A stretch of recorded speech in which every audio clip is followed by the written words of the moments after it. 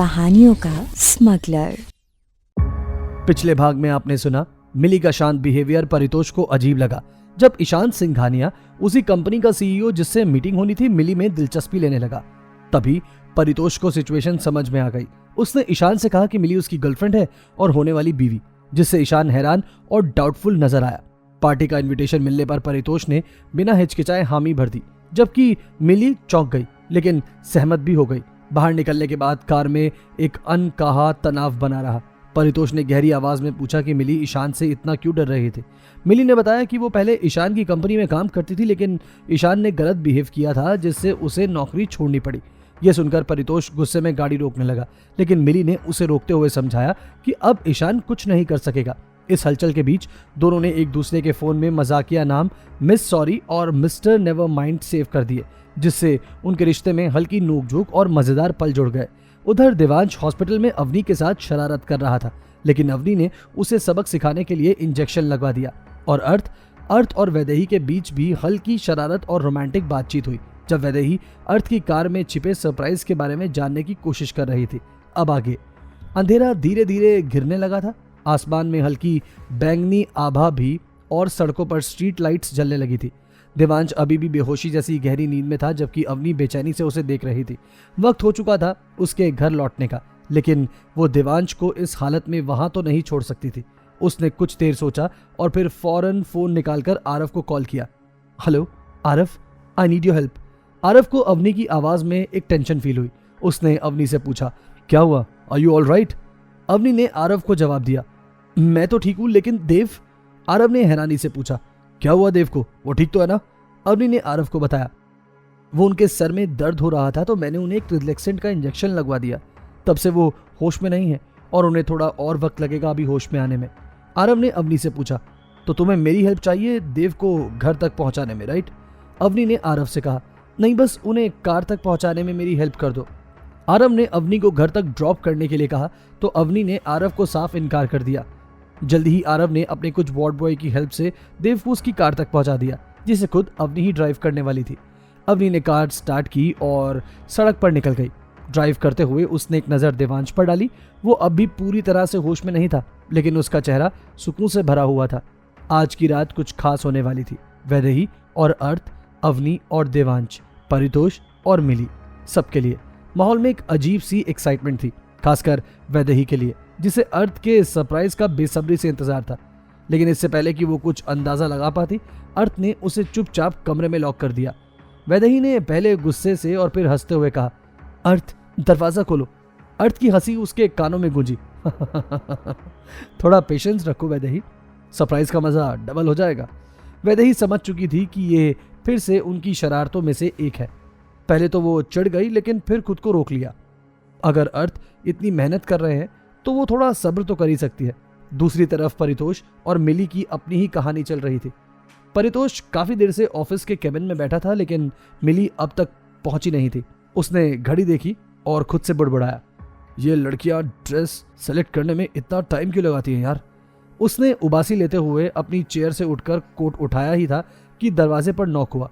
उसने नजरें घुमाई तो सामने मिली थी, हाथ में शॉपिंग बैग और चेहरे पर हल्की उदासी।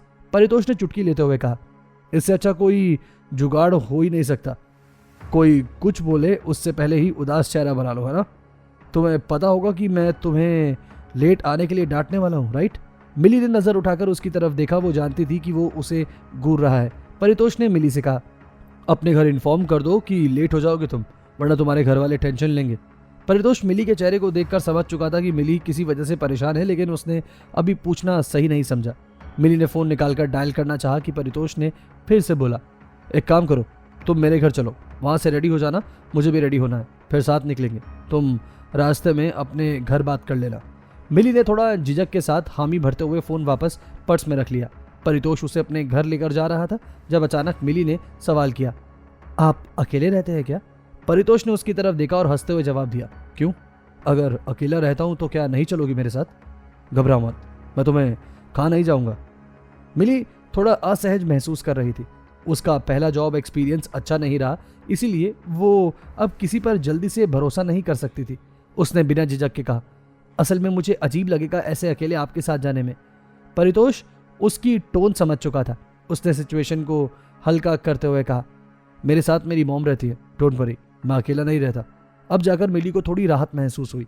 बातों बातों में दोनों कार तक पहुंच चुके थे। जैसे ही मिली कार में बैठी, उसने सबसे पहले फ़ोन निकाला और अपनी माँ का नंबर डायल करते हुए उन्हें फ़ोन कर दिया। हेलो माँ। मिली की माँ डिनर बनाने में बिजी थी, इसलिए जैसे ही उन्होंने कॉल उठाया, झुंझुलाते हुए कहा, कहाँ है तू? अब तक घर क्यों नहीं आई? मिली ने आंखें घुमाते हुए कहा, यार माँ, आप हमेशा फ़ोन उठाते ही मेरी क्लास क्यों लगा देती हो? पहले मेरी बात तो सुन लिया करो ना। मैंने आपको बताने के लिए कॉल किया है कि मुझे आज एक ऑफिशियल पार्टी में जाना है। माँ का गुस्सा और बढ़ गया।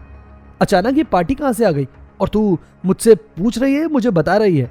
मिली ने दांत भींचते हुए जवाब दिया, माँ, आप तो ऐसे रिएक्ट कर रही हो जैसे मैं पार्टी में नहीं, भागकर शादी करने जा रही हूँ। हद है। माँ ने नाराजगी से कहा, भला कोई ऐसे बात करता है अपनी माँ से? मिली ने सॉफ्ट टोन में उन्हें मनाने की कोशिश करते हुए कहा, माँ प्लीज, आप हमेशा ऐसे ही करती है। अगर कोई ज़रूरी काम नहीं होता तो मैं नहीं जाती। मेरा आपको परेशान करने का कोई इरादा नहीं है। इधर परितोष कार में बैठा सब ध्यान से सुन रहा था। कार के अंदर एकदम सन्नाटा था और मिली की माँ की आवाज़ परितोष को बाहर सुनाई दे रही थी। अचानक उसने मिली की तरफ हाथ बढ़ाया और कहा, गिव इट टू मी, मैं बात कर लेता हूँ तुम्हारी माँ से। मिली ने फ़ोन म्यूट करते हुए झट से कहा, आप मेरी माँ को नहीं जानते, आपको फ़ोन पर ही कच्चा चबा जाएंगी। परितोष हंसा, फिर कार साइड में लगाई और बिना कुछ सुने मिली के हाथ से फ़ोन लिया। अनम्यूट करते ही उसने मजबूत लेकिन शालीन आवाज़ में कहा, hello aunty, it's me Paritosh, Mili का बॉस हूँ मैं। माँ की आवाज़ अचानक से बदल गई। जो गुस्सा मिली के लिए था वो पल भर में ठंडा हो गया। बड़ी ही सॉफ्ट टोन में उन्होंने कहा, हाँ बेटा बताइए, कैसे हैं आप? आंटी, असल में मुझे आपकी परमिशन चाहिए थी। मैं मिली को एक ऑफिशियल पार्टी के लिए लेकर जाने के लिए आपसे परमिशन लेना चाहता हूँ। आप बिल्कुल फिक्र मत कीजिए, वो मेरे साथ सेफ रहेगी। मैं उसे रात तक घर में ड्रॉप कर दूंगा। मिली की माँ को परितोष की बातों में सच्चाई और रिस्पेक्ट पूरी महसूस हुई। उन्होंने बिना ज़्यादा सोचे हाँ कर दिया और मन ही मन सोचा, अगर ये इतनी तमीज़ से मेरी बेटी का हाथ भी मांगता ना तो मैं वो भी दे देती। उन्होंने आगे कहा, हाँ बेटा, लेकिन बस मेरी मिली का ध्यान रखना, जल्दी से हर एक पर भरोसा कर लेती है। परितोष ने उन्हें भरोसा दिलाया, आप बेफिक्र रहिए आंटी, और फिर कॉल काटकर मिली को उसका फ़ोन थमा दिया। मिली ने कुछ सेकंड्स तक बिना पल के झपकाए उसे देखा। मेरी माँ को तो आपको गोद ले लेना चाहिए, हद है। मुझे तो कभी इतने प्यार से कोई चीज़ की परमिशन उन्होंने दी ही नहीं आज तक। परितोष ने कॉलर ऊपर करते हुए मजाक में कहा, देखो, समझाने का अपना तरीका होता है। तुम्हें अपनी माँ की इनसिक्योरिटी समझनी चाहिए, वो तुम्हें लेकर फिक्रमंद है। वैसे तुम्हारे घर में कौन कौन है? मिली ने कुछ सोचा, फिर परितोष को जवाब दिया, मेरी एक बहन है जिसकी शादी हो चुकी है, फिर मैं हूँ और एक मेरा छोटा भाई। माँ से तो आपने बात कर ही ली, और पापा, उनकी कुछ टाइम पहले हार्ट अटैक से डेथ हो गई थी, तो बस तभी से मैं माँ के लिए थोड़ा सा ज़्यादा फिक्रमंद रहती हूँ और वो मेरे लिए काफ़ी प्रोटेक्टिव हो गई हैं। इन सब बातों के बावजूद मिली के चेहरे की चमक ज़रा भी फीकी नहीं हुई। उसने चहकते हुए ये सब परितोष को बता दिया। बातों ही बातों में कब परितोष का घर आ गया दोनों को पता ही नहीं चला। ये परितोष की मॉम की शाम की चाय का वक्त था। वो हॉल में आराम से बैठकर चाय की चुस्कियां ले रही थी। तभी डोरबेल बजी। सर्वेंट ने डोर खोला और परितोष जैसे ही अंदर आया, उसके पीछे एक खूबसूरत लड़की को देखकर परितोष की मॉम की आंखें हल्की सी मुस्कान के साथ चमक उठी और कुछ सेकंड्स तक उनके दिमाग में ख्याल भी आ गया, लगता है परितोष ने अपने लिए लड़की ढूंढ ली है, वरना आज तक तो वो किसी लड़की के साथ घर ही नहीं आया। जैसे ही परितोष घर में घुसा, उसकी माँ ने खुशी से कहा, आ गया मेरा बेटा। लेकिन उनकी नज़र तुरंत ही मिली पर चली गई। उन्होंने सामने खड़े अपने बेटे परितोष को इग्नोर करते हुए मिली से कहा, बेटा, आपका नाम क्या है? इतने वक्त में परितोष की मॉम ने आगे बढ़ते हुए मिली के चेहरे को अपने एक हाथ से सहलाना शुरू कर दिया। मिली ने शालीनता से जवाब दिया, हाय मैम, मेरा नाम मिली है, मिली चतुर्वेदी। अपनी मॉम के अंदाज से परितोष समझ गया था कि उसकी मॉम के दिमाग में क्या चल रहा है। उधर मॉम ने अपने मन में ख्याली पुलाव बनाना शुरू कर दिया। जिस लड़के ने 28 साल तक किसी लड़की में इंटरेस्ट नहीं लिया, सीधे लड़की को अपने घर ही ले आया। परितोष ने अपनी मॉम की ड्रीमी आइज के सामने हाथ हिलाते हुए कहा, come back to your senses. ये मेरी पर्सनल असिस्टेंट है और उससे ज़्यादा कुछ भी नहीं। आप अपने दिमाग के घोड़े मत दौड़ाओ। परितोष की बात सुनने के बाद मिली को अंदाजा हुआ कि परितोष की मॉम मिली को किस नज़र से देख रही थी। मॉम ने शरारती अंदाज में जवाब दिया, अच्छा, तो आज तक तेरी कौन सी पर्सनल असिस्टेंट तू घर तक लेकर आया है? मुझे तो मिली पसंद आई और मैं एवं ही खुश हो ली कि तूने अपने लिए लड़की पसंद कर ली है और मुझसे मिलवाने लाया है।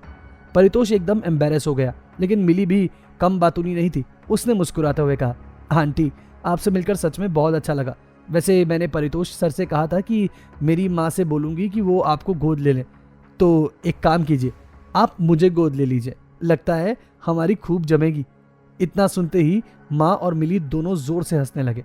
परितोष ने दोनों को घूरते हुए कहा, what's so funny in that? चलो अब रेडी हो जाओ, हमें पार्टी के लिए निकलना है और मैं लेट नहीं होना चाहता।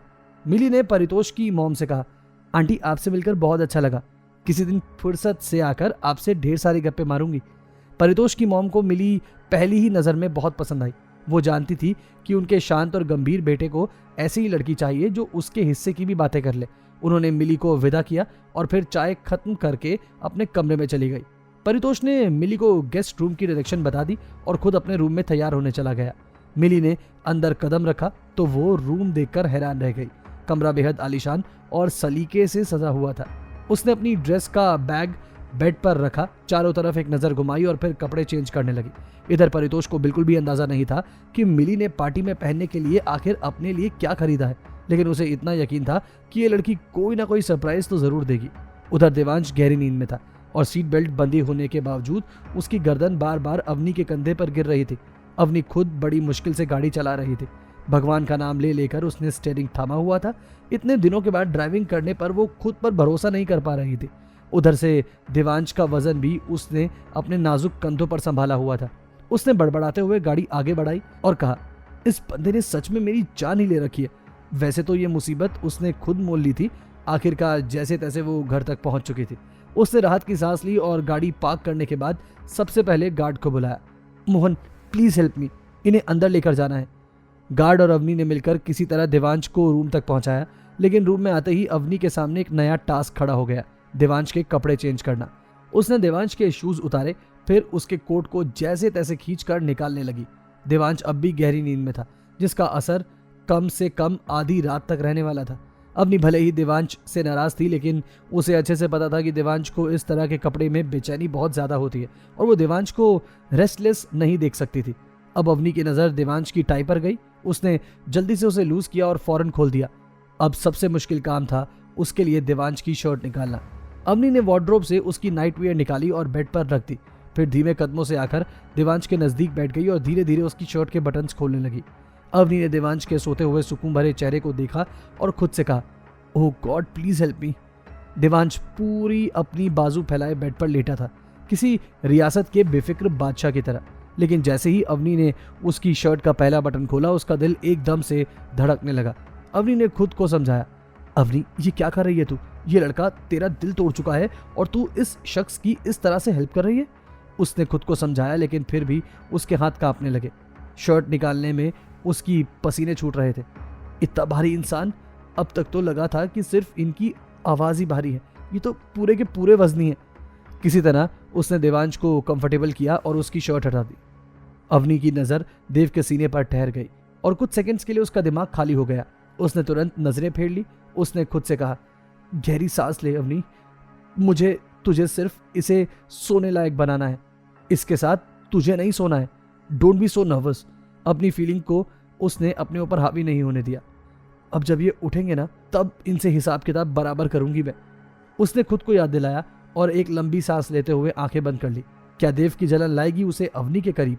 क्या सरप्राइज प्लान किया है अर्थ ने वैदेही के लिए? क्या होगा आज रात की पार्टी में मिली और परितोष के बीच? जानेंगे कहानी के आगे के सफर में। सुनते रहिए कहानियों का स्मगलर।